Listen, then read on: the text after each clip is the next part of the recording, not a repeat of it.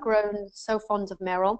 And one of the best quotes that she has that I think probably stays with everybody that hears her speak, and a lot of her speech is motivational. It's a lot of strategy, and today she's particularly talking about hiring, but she speaks a lot about sales, and she has this quote that she says, "I wake up each morning with a big smile on my face because I know that my clients are crushing it. They're using what I teach to reach their goals and increase sales within a matter of weeks, often even days, with labor-focused training techniques." And that's one of the best quotes that, I mean, I've heard Meryl speak many times, but I love the way that she reacts to her clients. And I think that you're going to hear a lot of that today because, you know, you're her potential clients here in the audience, and she's going to be giving you many ideas and a lot of handouts. So take notes and really listen to what she has to say. She's a wonderful person that has spent 28 years in special events and the catering industry. She's a co-founder of Festivities in Philadelphia. And I'm going to, Meryl, let you introduce yourself a little bit more because I probably could go on for a while because you have such an incredible background. She's also got a book out, which is amazing. I think maybe she's going to hint at another one. I don't know. So we're thrilled, Meryl, that you could join us. I'm going to give you the floor. Thank you, thank you. I'm not going to bore you with my bio because I love sales and I love talking about it, so I don't want to waste any more time. So thank you all for coming. I do appreciate this. Before we start, I want you to meet Brenda. You see Brenda there? Brenda was actually my first salesperson. And this was 28 years ago. So there was no internet, there was, you know, no real background checks, but Brenda was perfect. When I interviewed her, I loved her instantly. So 6 months into it, Brenda's doing great. She's hitting all of her goals. She's just fabulous. And I couldn't be happier. I thought this was the perfect situation. So 6 months into it, the next day, Brenda doesn't show up for work. And I said, that's odd. I mean, she was just so punctual. So I felt that odd, and I gave her a call, no answer. The next day, no Brenda. The next day, no Brenda. So I was getting really concerned about Brenda. Now, she was English. She came from London, and I don't have any of those emergency contacts there. I just have what she gave me for the United States. So I had no way of getting in touch with Brenda. So a couple weeks went by, no Brenda, life goes back to normal at the company. And then one of our clients, we had asked for them to pay their deposit. And they said, well, they already sent the check to Brenda. I was like, okay, odd, figuring it was just a loophole on our end. Another client called and said the same thing. They gave their deposit or their balance, and this was repeating all week long. So we started calling all of our clients, and all the money went to Brenda. Now, we couldn't figure it out in the system because she didn't put the deposits in. So naturally, we didn't have that kind of track record. So we called the police. And what we found out after weeks later, that Brenda wasn't Brenda. She was posting as her sister. Her sister lives in London and has a stellar record, but my point is we didn't know who we had. This is Brenda. This is what we found out.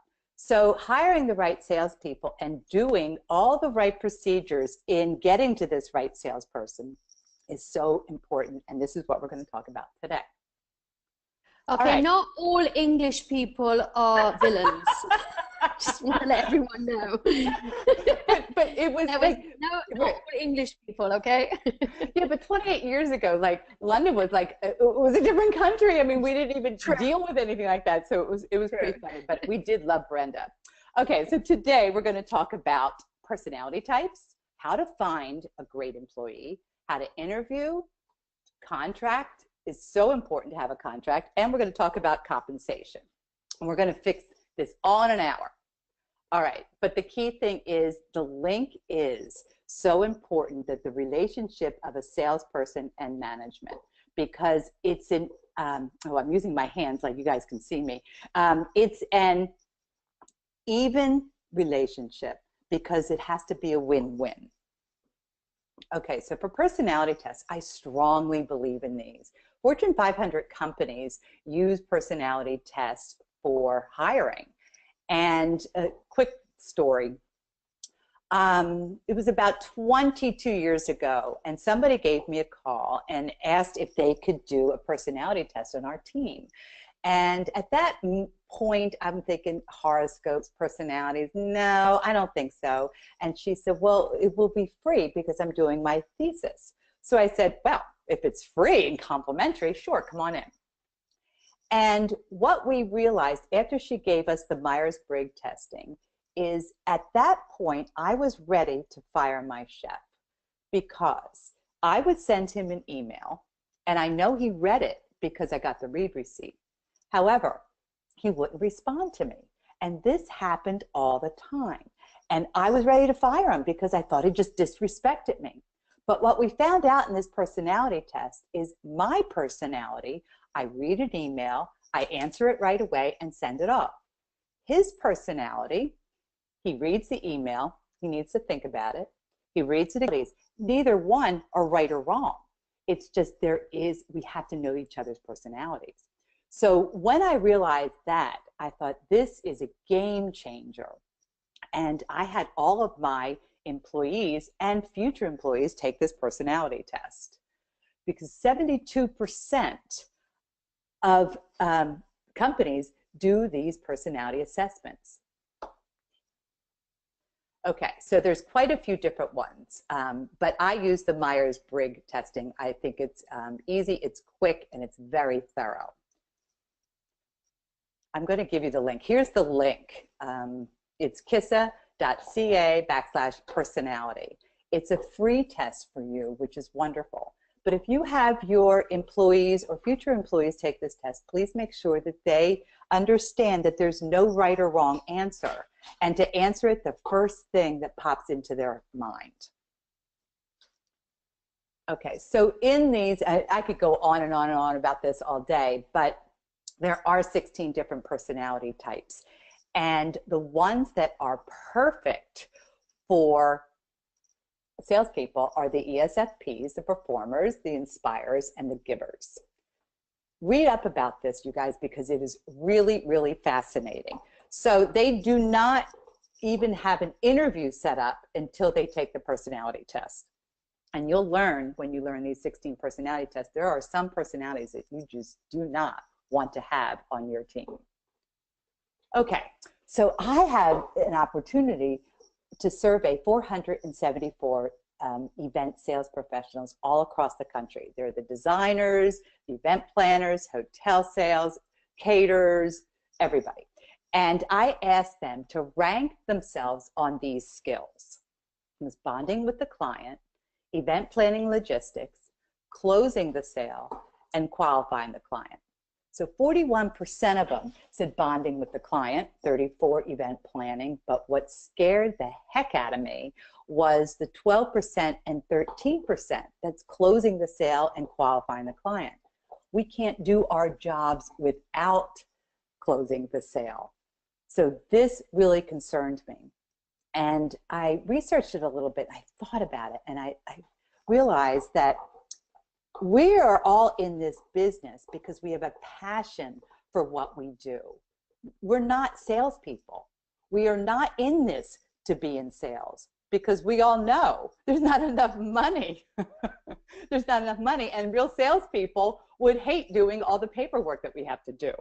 So this bothered me. Okay. All right, so let's find them. You could use a headhunter, very costly. Craigslist is a good alternative, and social media is wonderful to find good salespeople.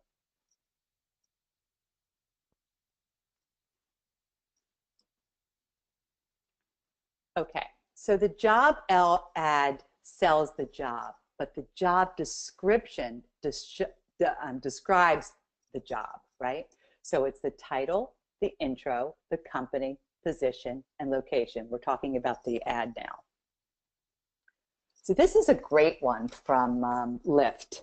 And Craigslist has HTML ads, which are wonderful, and they're only available for paid listing. But this one really gets your attention because it has a photo on it. To ensure visibility, you want to repost the ad weekly. And reposting it and finding it on all of these social networks is really, really important, even Pinterest.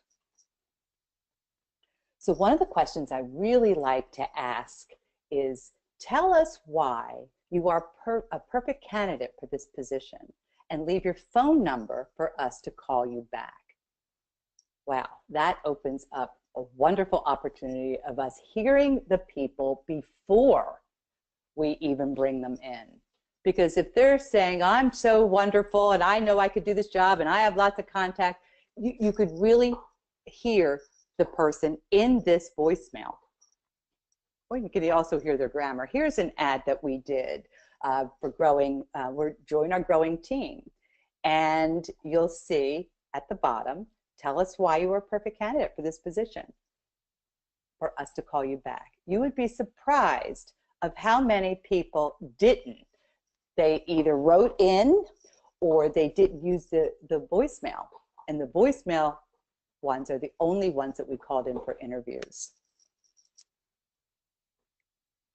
Here's another one. And this is for event producers and planners, and the same thing. You have a dedicated line that has an answer machine, and you just go through them. It's a wonderful tool. Meryl, I'm just going to interrupt you. Please. I just want to have a hand raise of, is everybody seeing a screen? Meryl's actually giving a PowerPoint presentation. And I just want to make sure if you can raise your hands that you're seeing her screen.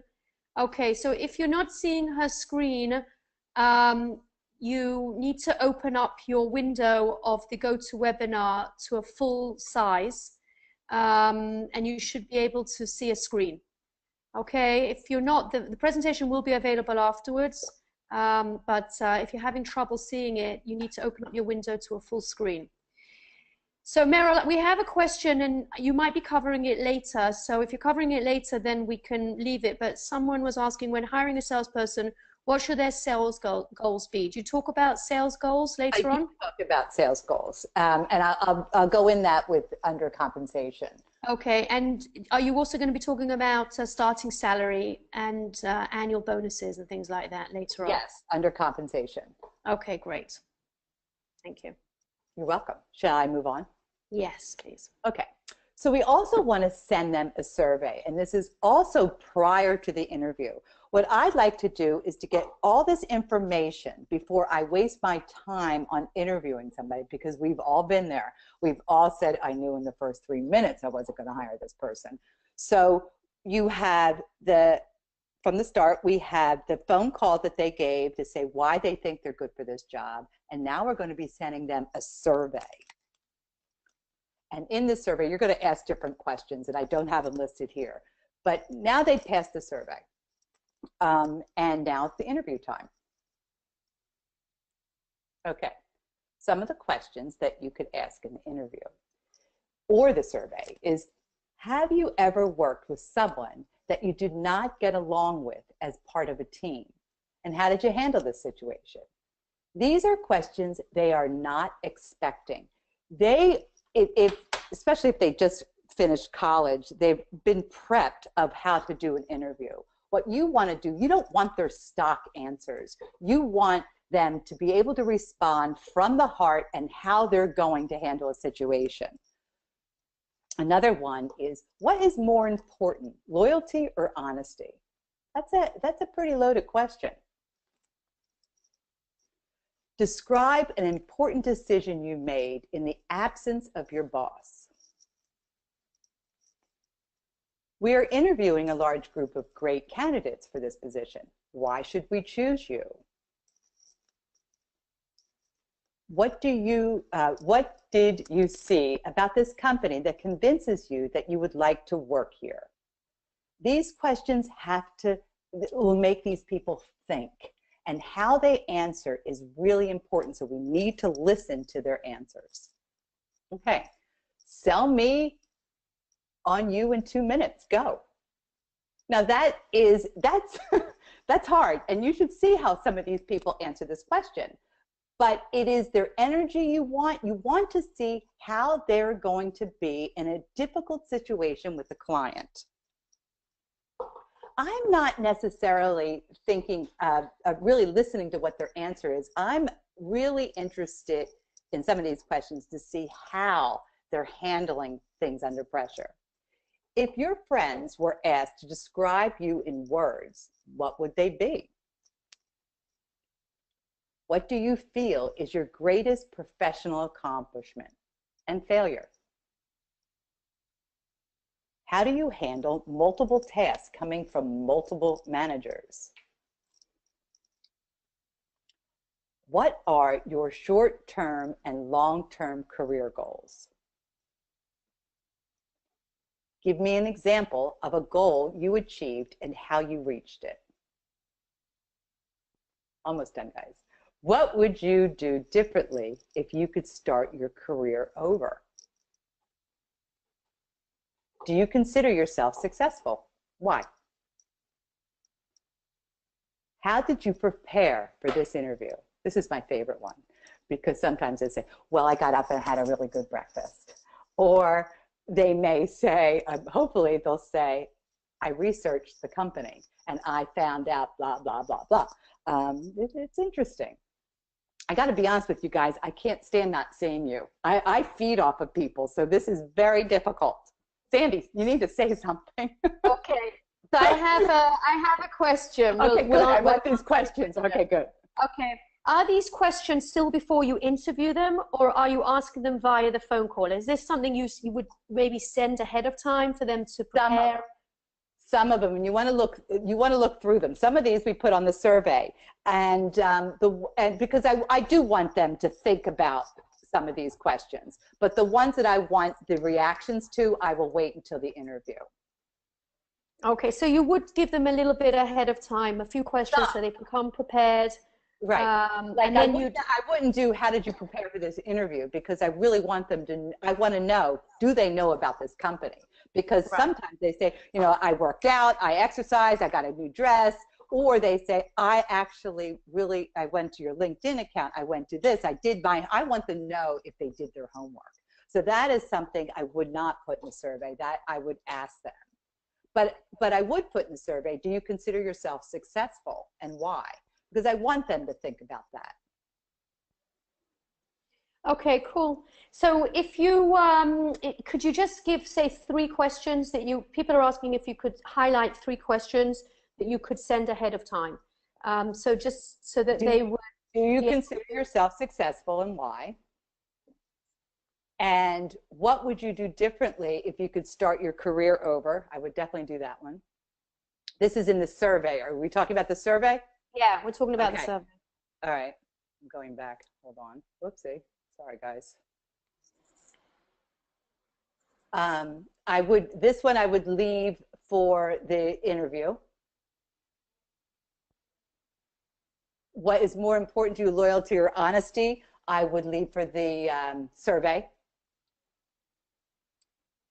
Describe an important decision you made in the absence of your boss. I would put that in the survey.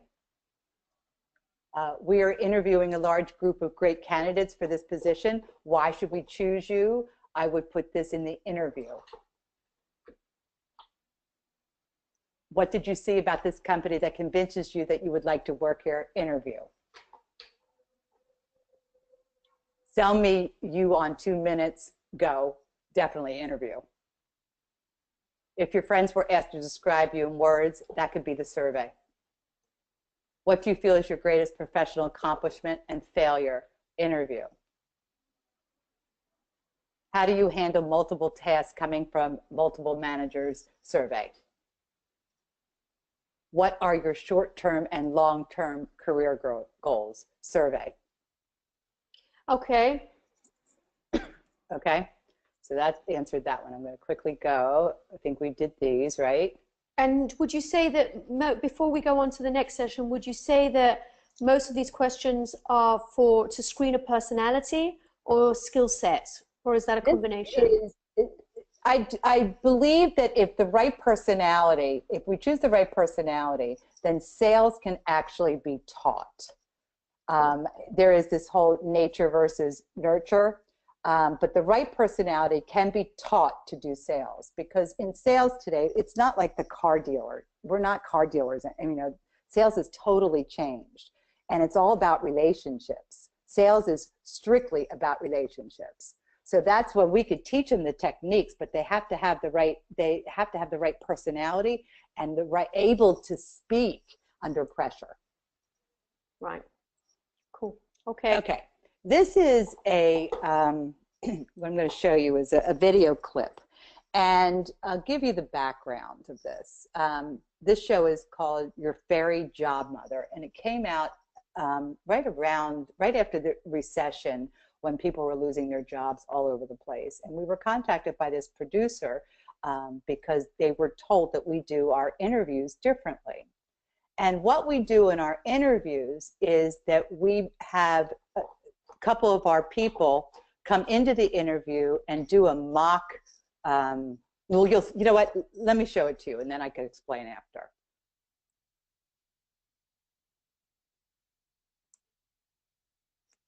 Maybe not. Oh, too bad. This was a great interview.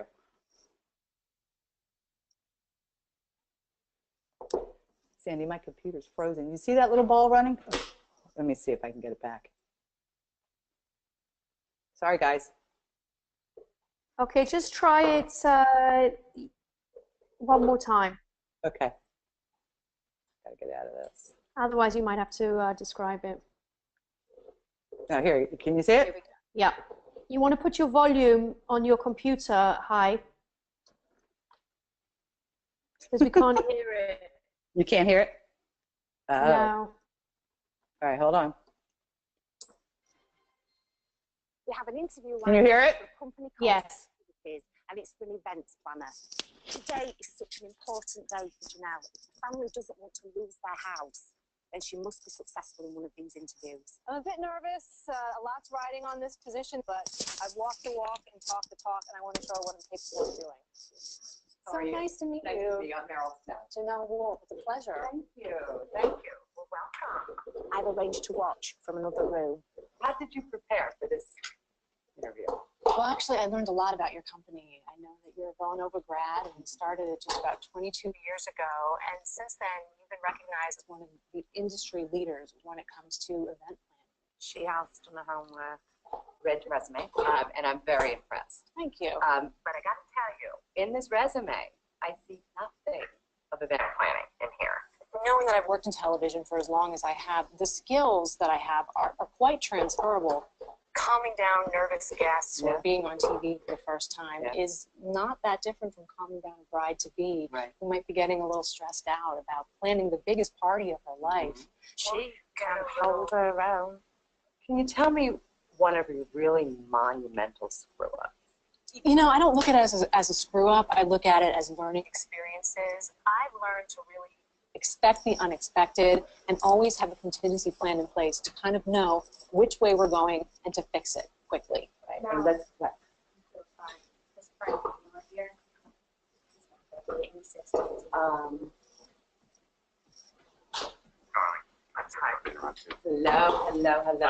How are you? He is torturing me over this, and he is ruining our entire vision. You know, we spent a lot of time with the floor plan and the whole format thing, and I want this to be a cocktail vibe. Meryl and I have been working on this for 6 months. I don't want a sign seating. I don't want that energy. if she can tell me how to pay for $6,000 worth of lounge furniture. She's testing her to see if she's going to take control. So Meryl had 2 of her employees come in and act as difficult clients to see how Janelle would handle the situation. This is an unusual interview technique, but I've seen some strange interviews before, and you must be prepared for anything. Gentlemen, on behalf of Festivities, I want to do whatever it takes. So what will it take so that we can resolve this and that you two can celebrate? I'm sorry, and I'm sure you're delightful. It's more than just a dollar. And you're tormenting me over this, and it's ridiculous. Is there an area that we could perhaps I will reconsider a new say go less on the flowers, go less on the food, and put that money in where you want it to be, so that we can take a little from here and give a little here, shift things around a little bit, and compromise. I know you're upset, and I want you to have what you want. But you did, because you won't let me. I just want to put you in my shoes for a second. So difficult. If you don't mind, I'm sorry, I'm getting a little emotional. Forgive me. I want to tell you something. I want you to listen to me, because I've been without a job the past 2 years, and I didn't have the luxury of being able to go out and buy $6,000 chairs or flowers or spend money and have people fly in to see me. Do you understand what I'm saying? If you don't mind, I'm sorry, I'm getting a little emotional. Forgive me. I want to tell you something. I want you to listen to me, because I've been without a job the past 2 years, and I didn't have the luxury of being able to go out and buy $6,000 chairs or flowers or spend money and have people fly in to see me. I'm at the point where I'm about to lose everything that I have, and all I have is my family and the people that care about me. And this man right here cares about you too. And I don't want you to lose sight of that, because you can't put a price on this. Do you understand what I'm saying? Really? I can't get wrapped up in all this. Thank you. Thank you. It's good luck. A few minutes.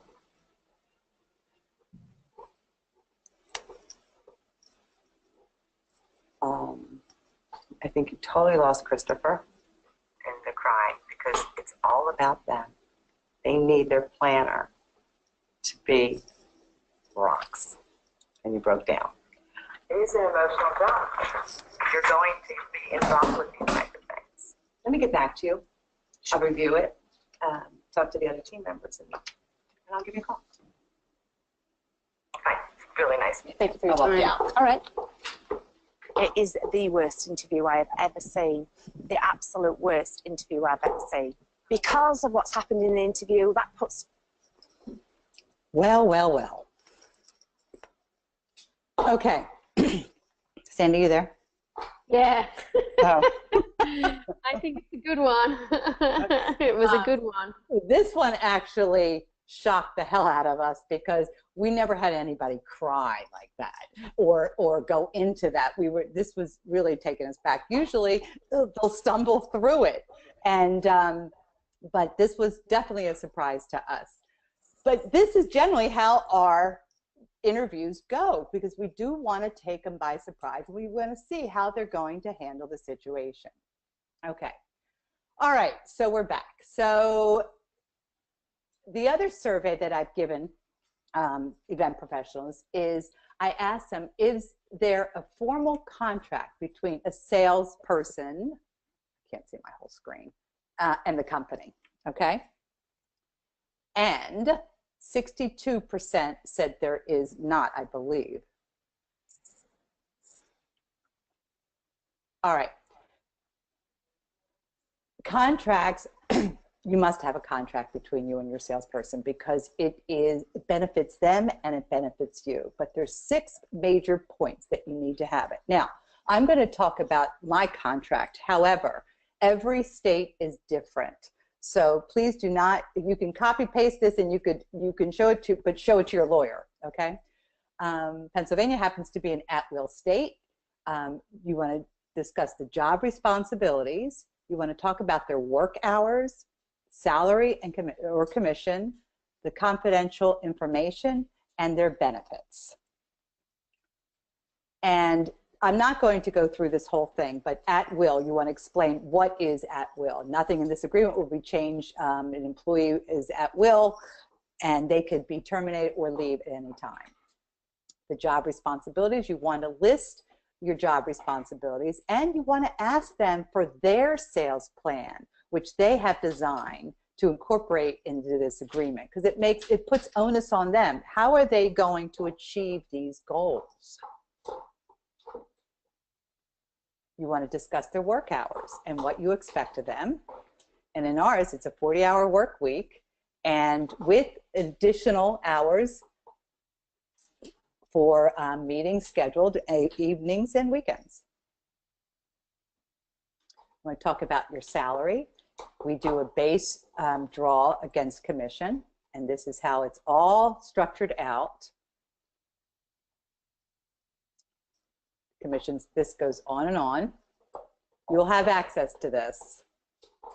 Meredith Meryl, is this considered standard? Like, is this something that a lawyer has to build, or is this from a website?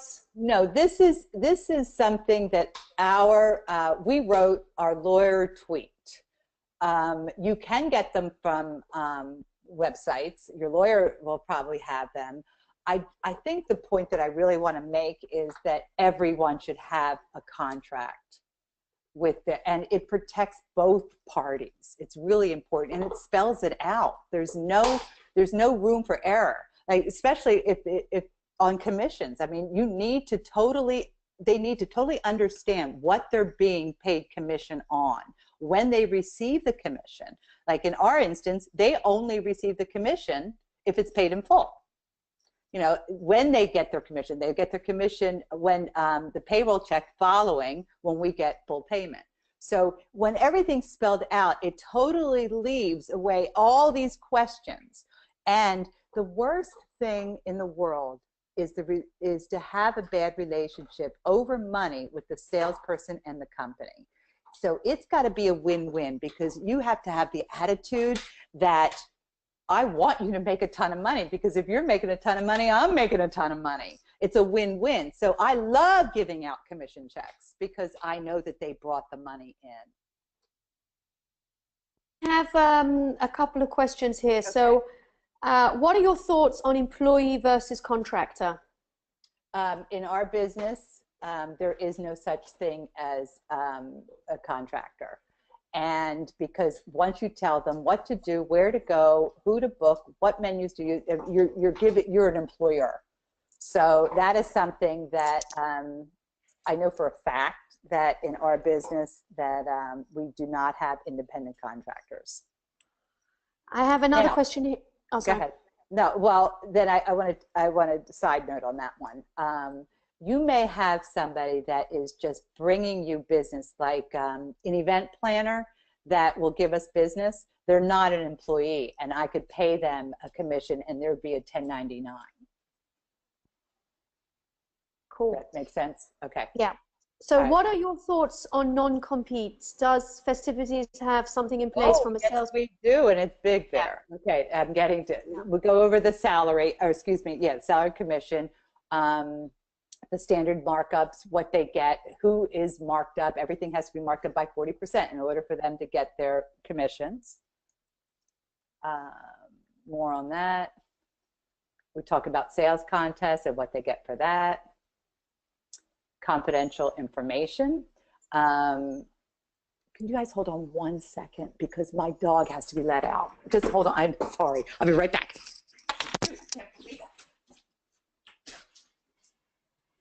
Okay, so a lot of you were asking questions about. That's embarrassing. Okay, there's a lot of questions coming up, but I think you're going to cover a lot of it. So there's questions coming up. I'll go through it. Exactly. I'll go through it, and then I will certainly ask, because this is so important that I want to make sure that everybody really understands it, and that understands that they need to contact their lawyer after they come up with something. Okay, the confidential information, which is very, very important, because they do have lists of our suppliers and clients and things like that.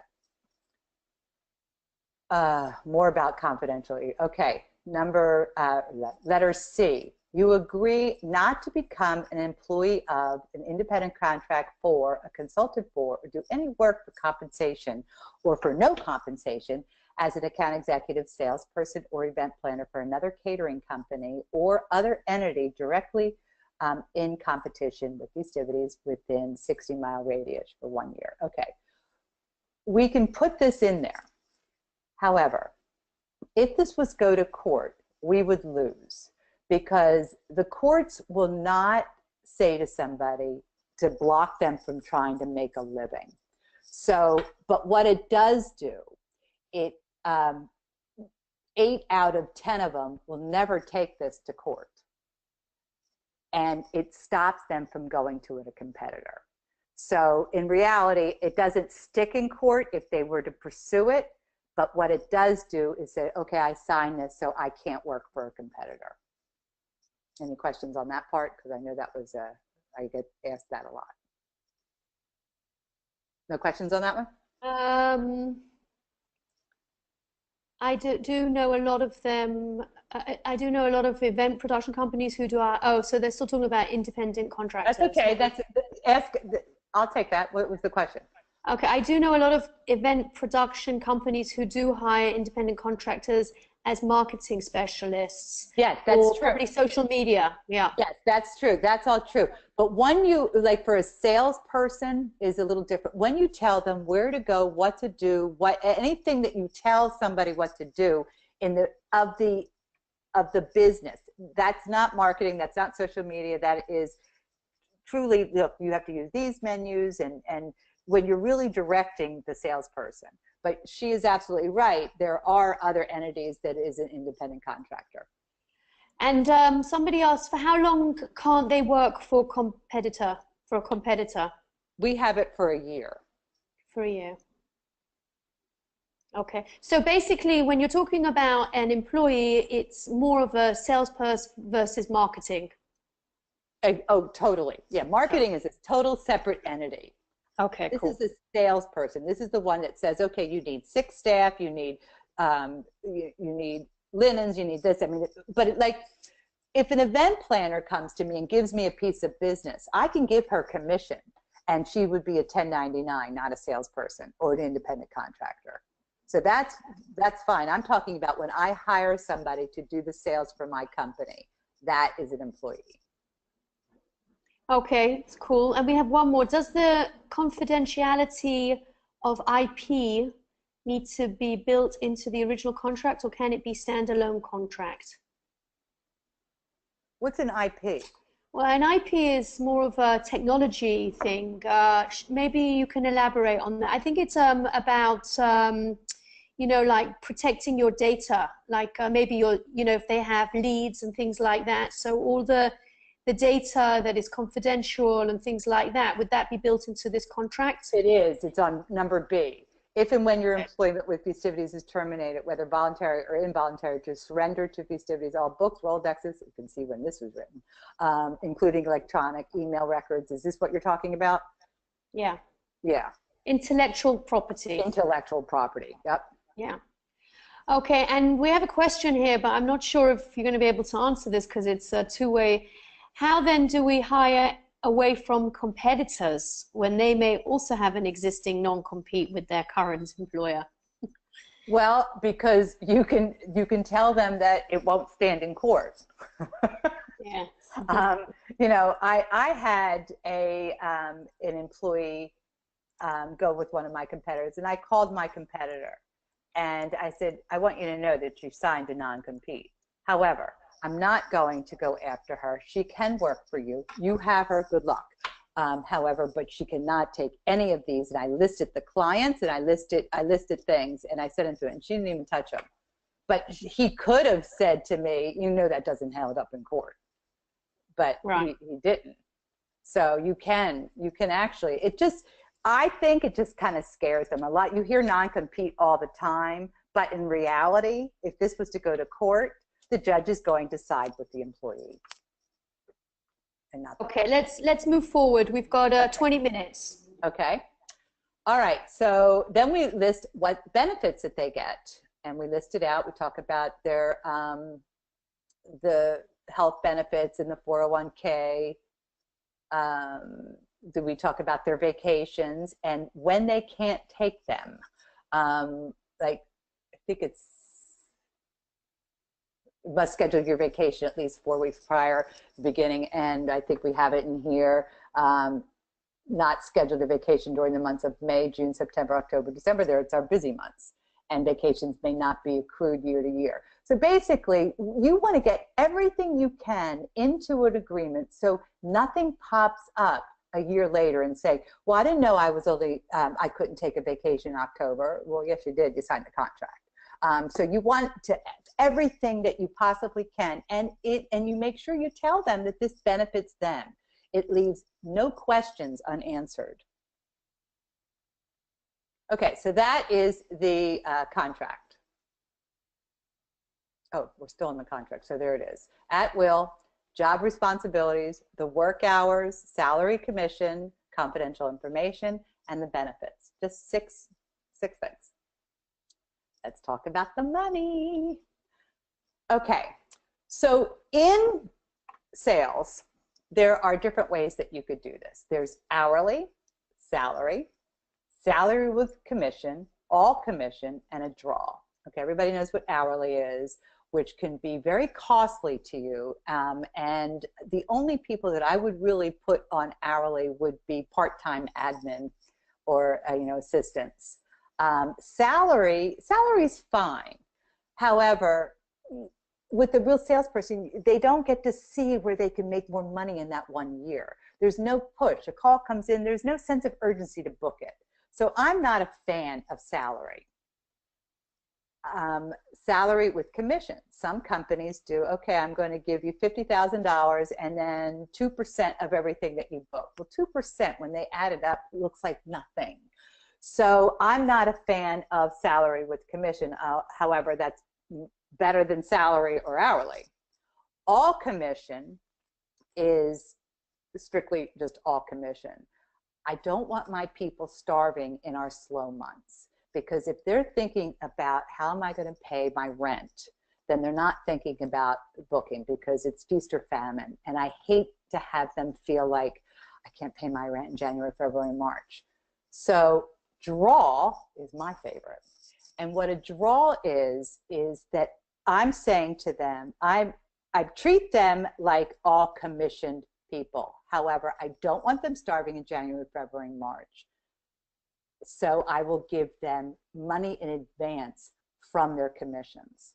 I'm going to give you an example, and I'll use $1 million salesperson. So I say to the salesperson, your goal is $1 million.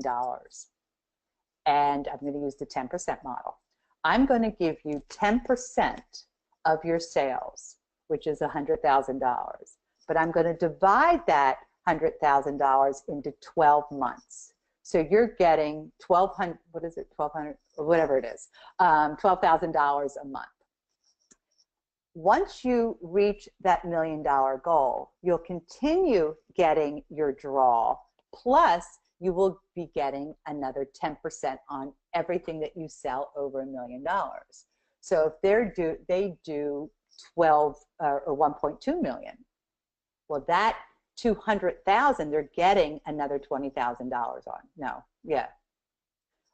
Is everybody, you follow me, Sandy, with this? Yes, yes, okay. Yes. So that's why I like draw, because so you're basically giving their commission ahead of time, and you're just dividing it over 12 months, and anything that they reach over the goal, you're adding another 10%. Right. So basically you're saying to them, nobody ever comes to me and says, I want to make more money, because they know they just have to sell more to make more money. And what happens if they don't reach their goal? Yes. So this has to be looked at either quarterly or monthly. In the beginning, I do monthly. And I want to make sure, because each month they have a goal to hit. And the way we're getting this information is from previous years. So we know, and you don't want to overstretch this goal. You want it to be achievable. So if past history says that they're going to do $20,000 in sales in January, then I would make the goal $20,000. So if they're hitting these goals, that I know that they're going to hit that, get to that $1 million. But there may be a month in February where they didn't hit their goal, but they have totally passed their goal in May and June, July, whatever it is. So I know, you know what, you're still going to hit the goal at the end of the year, and that's what is important. Now, there are times, very few times, that I had to say to a salesperson, I don't think you're going to reach your goals. We're going to need to adjust your draw, because the company only will pay the 10% of what they bring in. The company can't pay more money than that, and they understand that. So I always ask them, what do you want your draw reduced to? What is comfortable for you? because what that does is puts a fire under them and say, look, I better step up here. Or they may say, you know what, this isn't for me, it's too much pressure. But good salespeople love this because there's no ceiling to what they can make. And I'll be damned, they are answering phone calls, they're sending in, they're dealing with their follow-up, they're sending contracts out, they're all over this. So I love the draw because it's a win-win. And they know they want to make more money. I have some questions, Meryl, here. Okay. Is there a difference in commission percentage for incoming calls and clients from venues or client referrals, or is it the same percentage for all? If you bring somebody in, is it the same percentage for all? Here's my feeling with this is, I know there's all different types. If this is an existing client, you get 2%. If it's this, you get whatever the percentage is. I treat them all at 10%. And the reason being is because sales is all about relationships.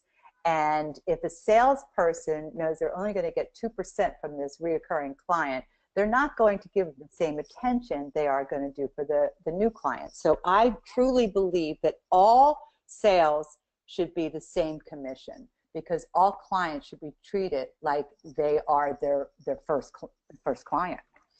So is that considered also in the goals, as in if you're only selling food and beverage, or if you're selling linens and design, yes. or so all over?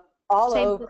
And the way we do it, and a lot of companies do it, is on anything that is revenue produced from the company, that the company is making a profit on. And that is food, beverage, equipment, labor. If labor is the one thing that some companies do not give commissions on, because it is not a revenue producing, they're just covering their costs. Don't know why, but that's what it is. And then rentals should be, is also included in that, provided they are putting on the markup that the company, like we dictate 40%.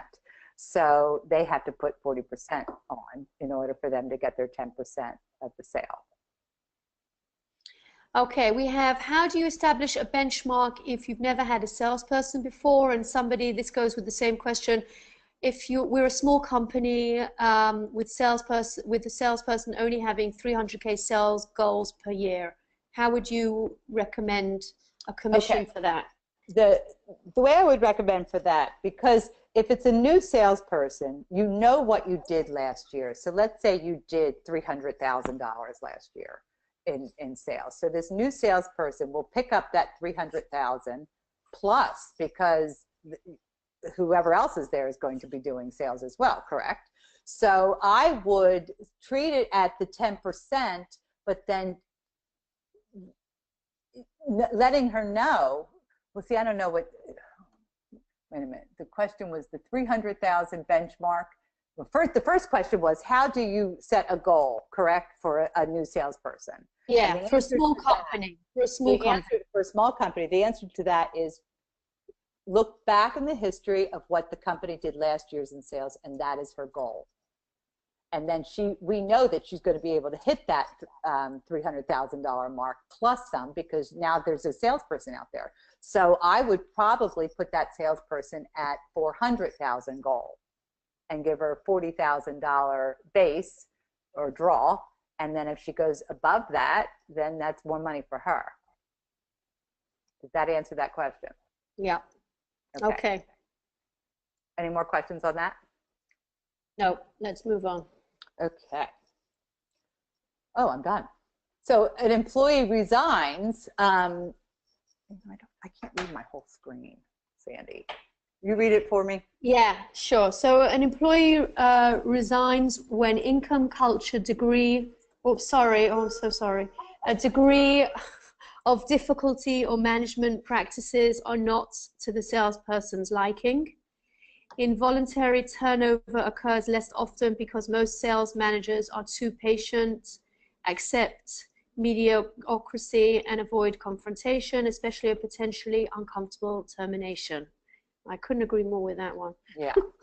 Yeah. Okay. All right. So the whole thing is slow hire, fast fire, get rid of them. You will know in 3 months if somebody is going to make it or not. But you got to give them that 3 months, but no more. No more, because I think a lot of us keep people that we think that should have been fired a long time ago. Got to get rid of them. Oh, I'm done. So Great. So tell us a little bit about your books, Meryl, and we'll open up for some questions. We've got time for some questions. My current book right now is Booked It, Selling, Closing in the Special Event Industry and Standing Out. These are great sales techniques to really close sales. And then my new book's coming out in July. It's called Cha-Ching. There's no money in sales for second place. So they're my 2 books. So I'm open for questions.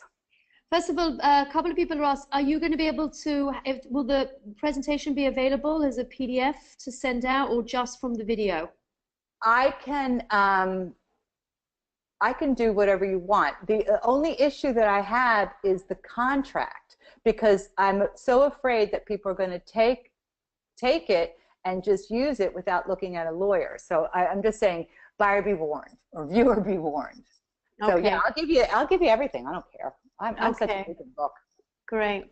So we have a question here. If a salesperson leaves before the job is completed, but they closed the deal, do you pay them commission for the job they sold? No. If they left, they've been paid up to point. Because don't forget, the job has to be completed before they get paid, because that's in the contract.